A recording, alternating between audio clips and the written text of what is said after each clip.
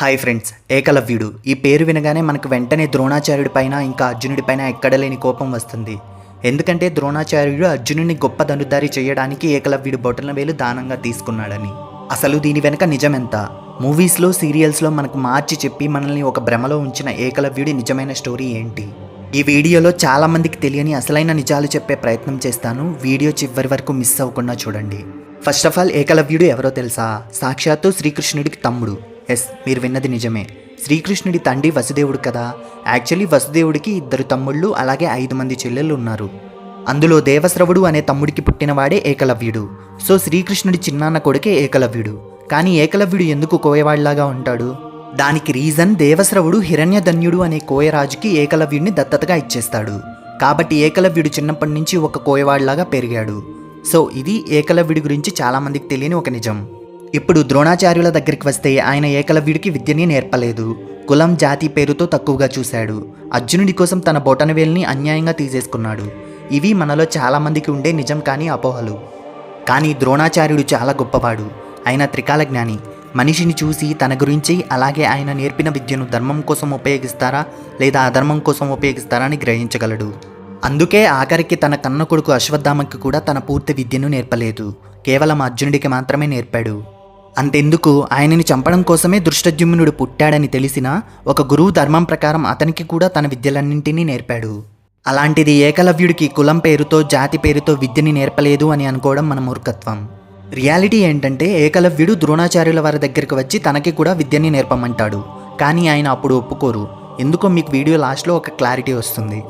కానీ ఏకలవ్యుడు ఏకాగ్రత పట్టుదలతో ద్రోణాచార్యుల వారి విగ్రహం పెట్టుకుని మరీ ధనుర్విద్య నేర్చుకుంటాడు.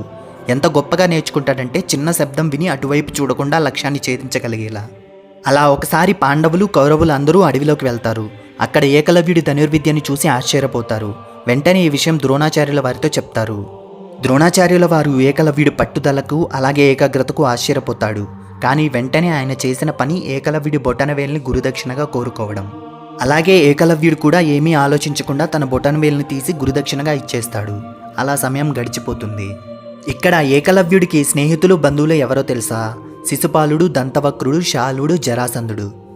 ఎలా అంటే, తనని దత్తత తీసుకున్న తండ్రి హిరణ్యధన్యుడి స్నేహితుడు జరాసంధుడు. అలాగే శిశుపాలుడు, దంతవక్రుడు, శాల్వుడు వీళ్ళందరూ తన మేనత్త కొడుకులు. అంటే తన అసలైన తండ్రి దేవశ్రవుడి చెల్లెలి కొడుకులు. సో వీళ్ళందరూ ఎప్పుడూ ధర్మానికి ఆపోజిట్.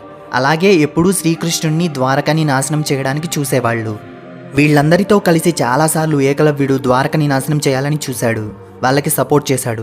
కానీ చివరికి శ్రీకృష్ణుడి చేతిలోనే ఏకలవ్యుడు కూడా మరణించాడు.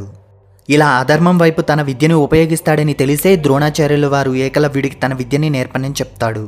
అంతేకాని ఏకలవ్యుడు అర్జునుడి కంటే గొప్పవాడు అయిపోతాడు లేదా తక్కువ కులం తక్కువ జాతికి చెందినవాడు అని కాదు.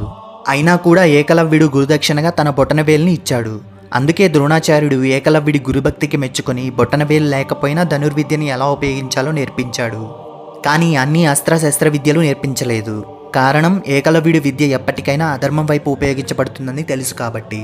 యాక్చువల్గా మనం మూవీస్లో సీరియల్స్లో చూసినట్టు కర్ణుడికి కూడా ఆయన విద్య నేర్పించకుండా ఉండలేదు. ఆయన కర్ణుడికి కూడా గురువుగా ఉండి చాలా విద్యలు నేర్పించాడు. కానీ కేవలం కొన్ని అస్త్రశస్త్ర విద్యలు నేర్పించలేదంతే.